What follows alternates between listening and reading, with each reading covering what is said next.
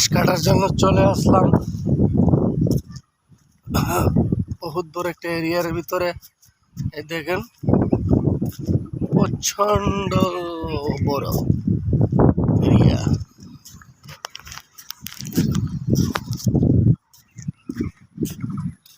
আসসালামু আলাইকুম ভিউয়ার্স, এখন ঘাস কাটবো। দেখছেন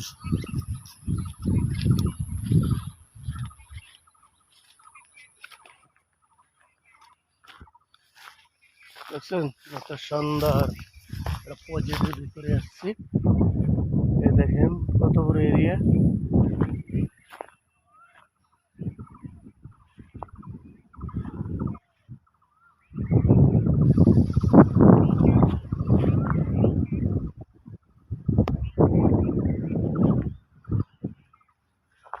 এত সুন্দর চেনা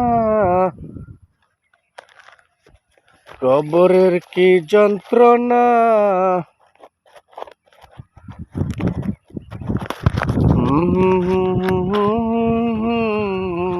দেখছেন কাশি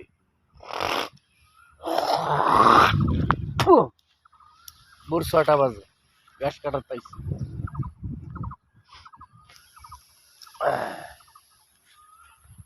আপনাদের দোয়ায় এলা বাবু,